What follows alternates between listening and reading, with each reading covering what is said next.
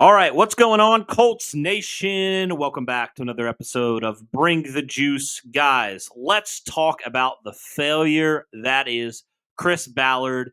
Want to welcome on good friend of the show, Jason Spears, Culture Uncut.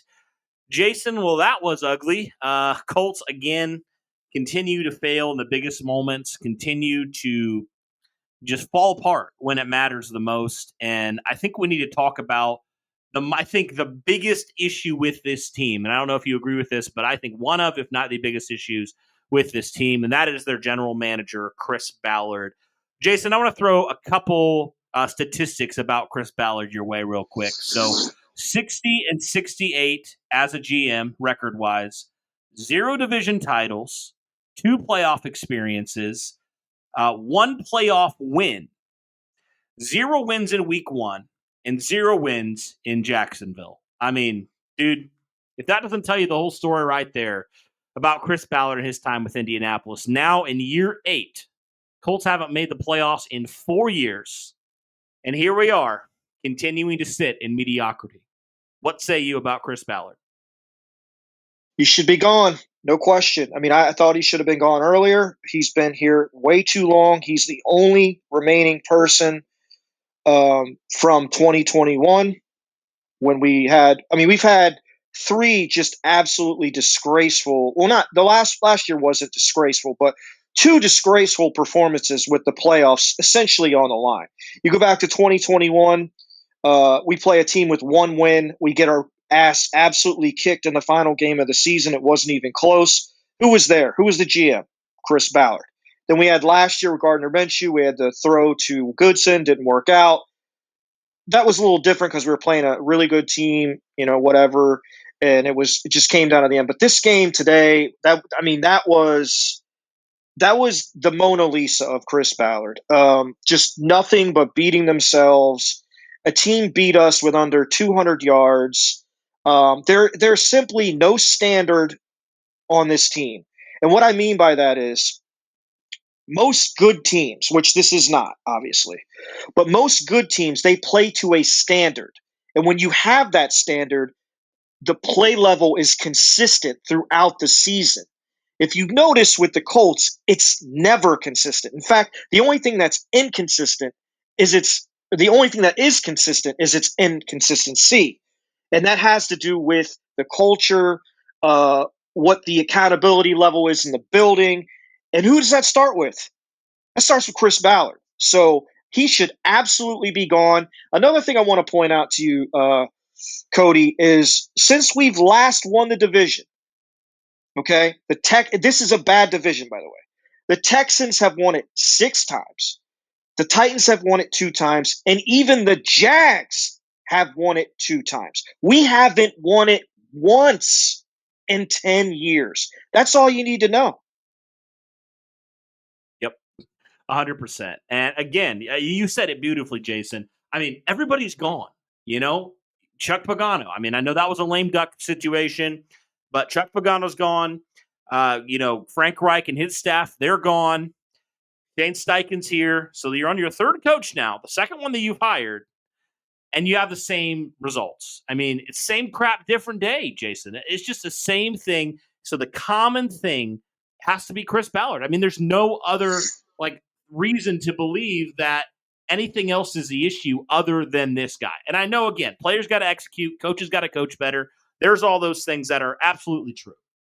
But I think the biggest thing, and you said it, the thing that starts at the top with this organization is number 1, obviously Jim Irsay, and number 2, Chris Ballard, the GM.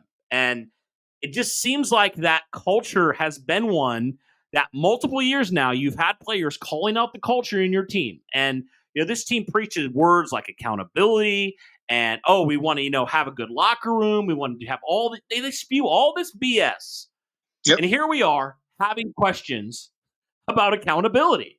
So what gives? I don't understand how you can preach that for 8 years, and here we are having those type of questions. I mean, that's a failure right there, an abject failure in your core principles as a general manager.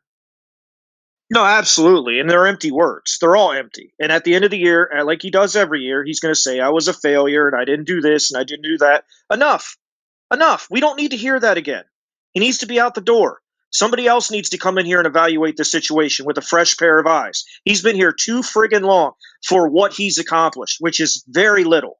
There needs to be a fresh new set of eyes on this organization, a complete reset. They need to bring in a GM. If he wants to keep Steichen, so be it. But if he wants to move on from Steichen, that's fine. If he wants to stick with AR, okay. If he doesn't want to stick with AR or he doesn't see a way that that can work, fine.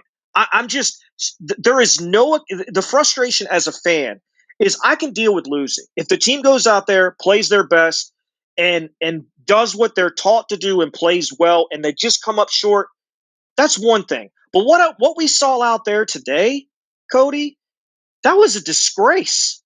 That was the most.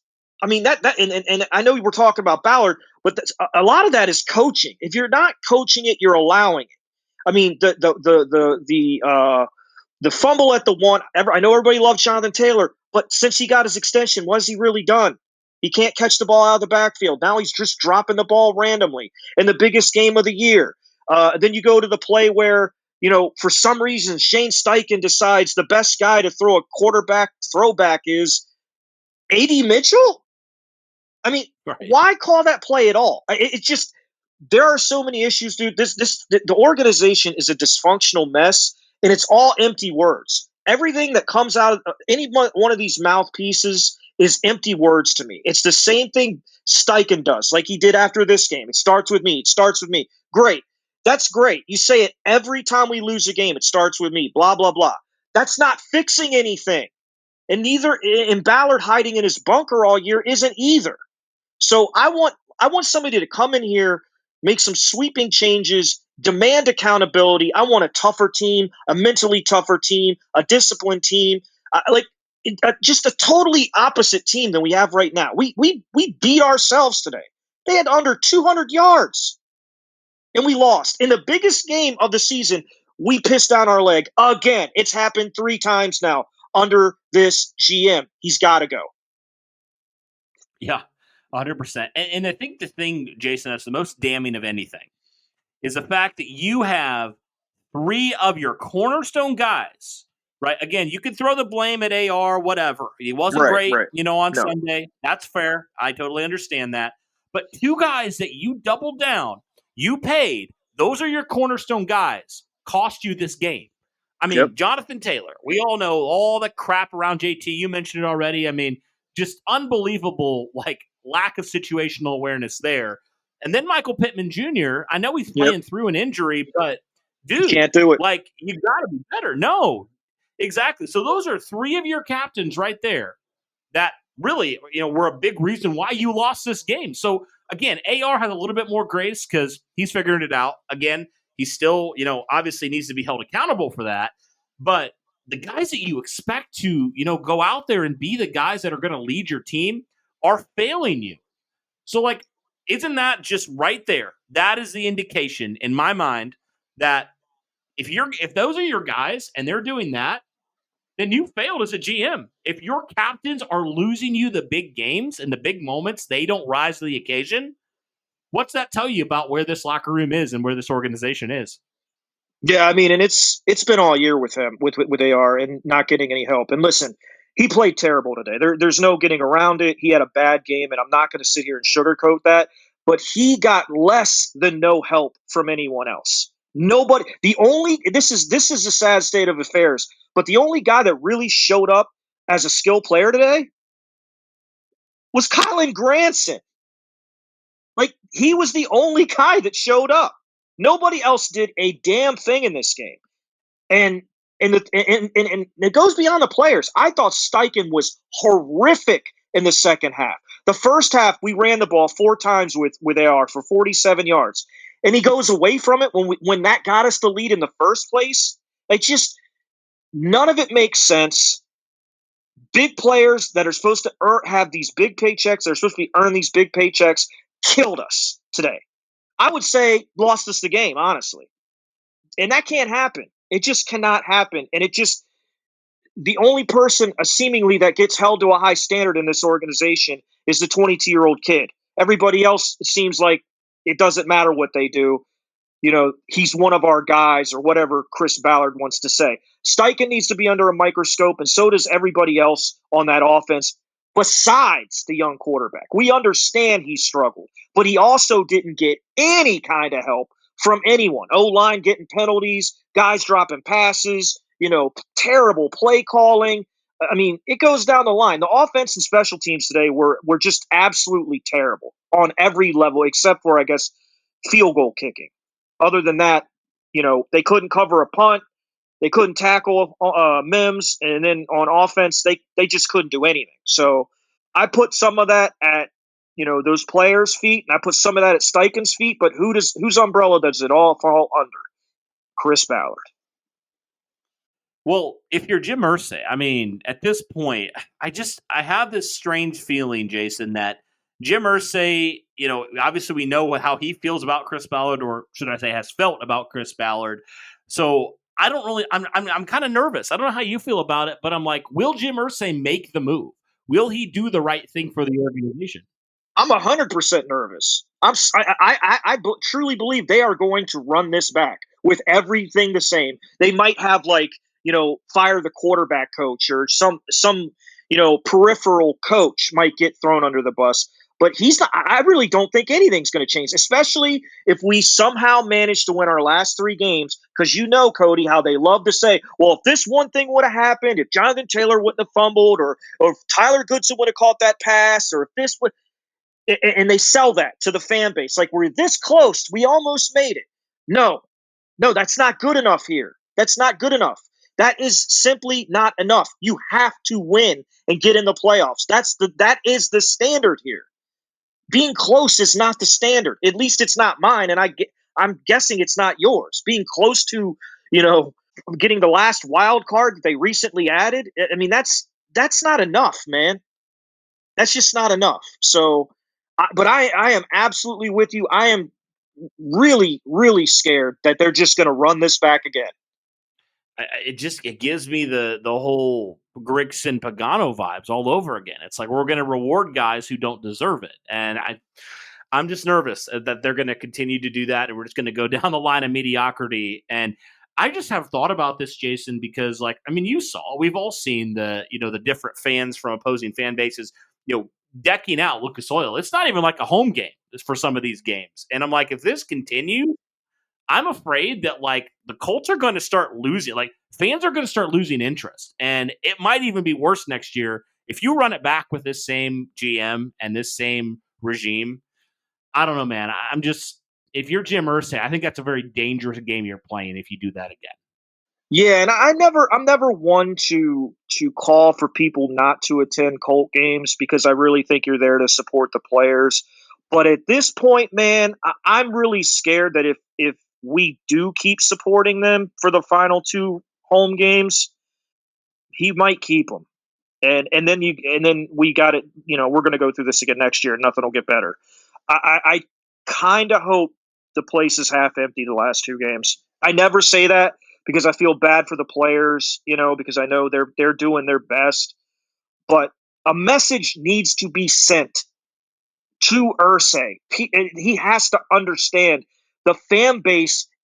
We do have standards here, and this is not good enough, period. And I don't know how else to do that other than taking money out of his pocket. That's all I know how to do. I mean, that's all I know to do. Otherwise, I'm not sure what the other options to show him that are. Well, the 2024 NFL season for the Indianapolis Colts is in full swing. And with that, wanted to share the sponsor of today's video, Prize Picks. When it comes to Prize Picks, this is going to be a great way for you guys, especially, to check out some of the stuff that Prize Picks has. You can now win up to 100 times your money on Prize Picks with as little as 4 correct picks. You heard me right. Only 4 correct picks. You can win 100 times your money, guys, on Prize Picks. Be sure to sign up today and get $50 off instantly when you play $5. You don't even need to win to receive the $50 bonus. It's guaranteed. So, for example, if you think that Michael Pittman Jr. is going to have, over 80 yards this next week? Or do you think Jonathan Taylor is going to have another performance of 80 plus yards rushing? You might be sitting pretty good with where you feel like the Colts are right now. So if you're looking specifically for the Colts stuff, that's definitely something you guys should check out.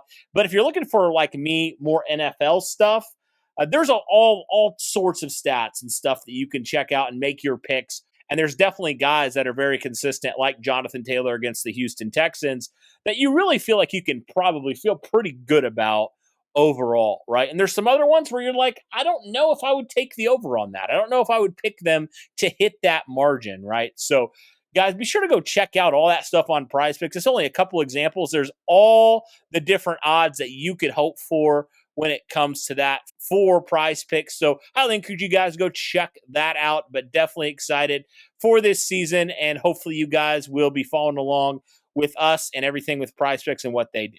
So be sure to download the app today. Use the code JUICE to get $50 instantly after you play your first $5 lineup. Again, download the Prize Picks app today. Use the code JUICE to get $50 instantly after you play your first $5 lineup.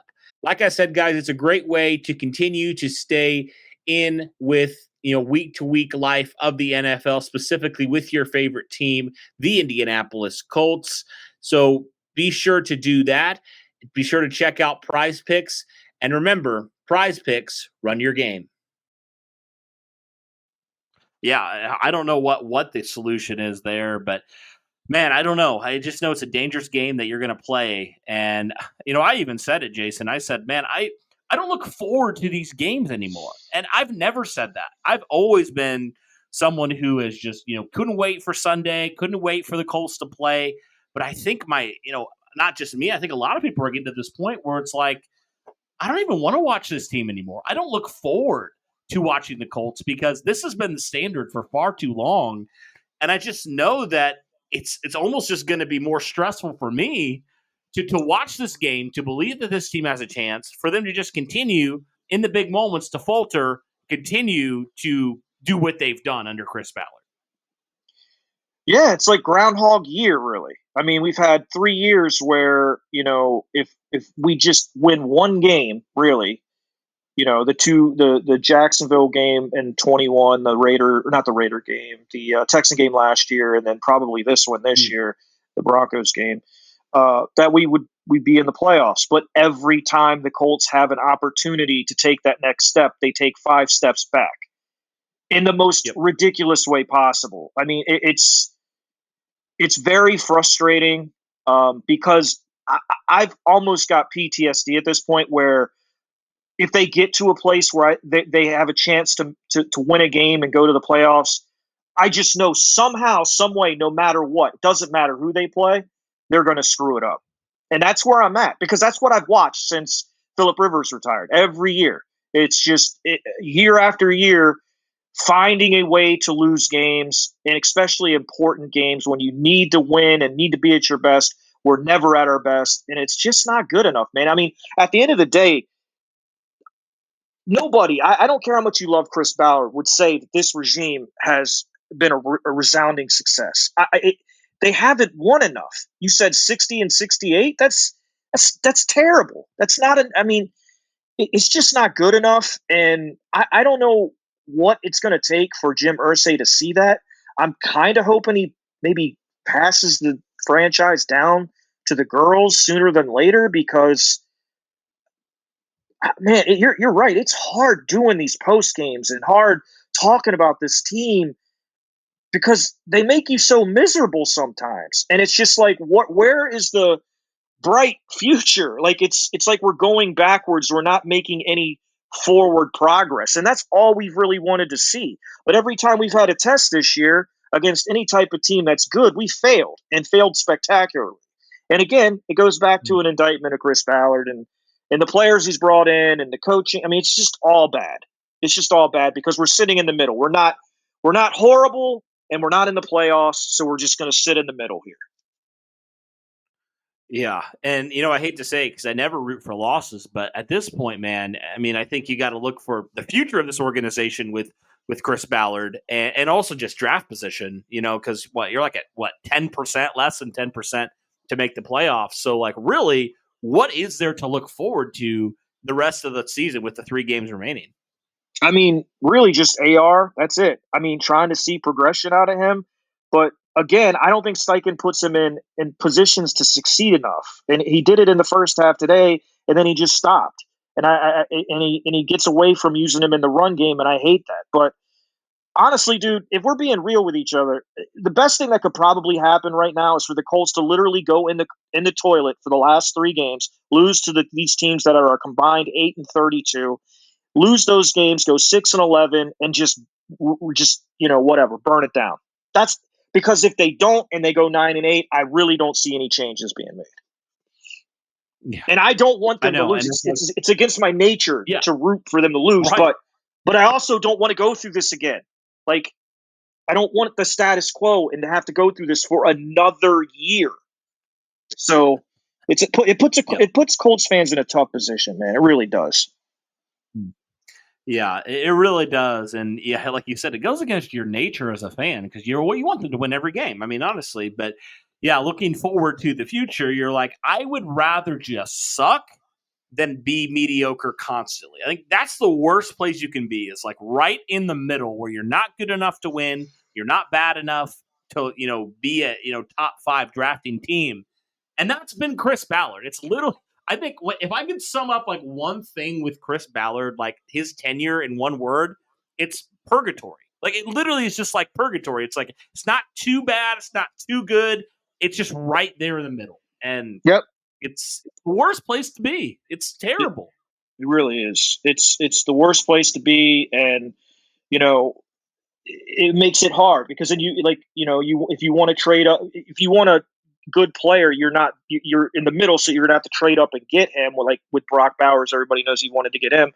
And you're going to have to give up so much to just get to that spot. And it's like, at what point do we okay, let's just suck and get what we need to get and start over. I mean, I hate saying that, but winning 9 games and not making the playoffs every year is getting very old very fast.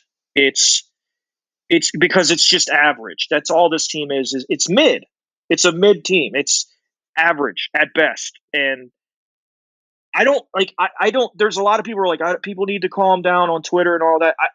Great. I get it. Like life is much more important than football. And I'm not saying it's not, but when you follow a team and it's just the same thing over and over again, it gets very frustrating. As somebody that covers the team like you, Cody, it's like, I just want to see progress, something to have hope, and honestly, man, I don't have a lot of hope at all because as much as I like AR, if this continues to be the way they treat him in the sense of nobody makes plays for him, drop passes, penalties, we're in 2nd and 20 all the time, Shane calls bad games, like he's in a position to fail every week with this team. I don't think he's going to fail as a quarterback, but I am starting to think he's going to fail as a quarterback as the quarterback of the Indianapolis Colts because I don't think he gets any help from anyone.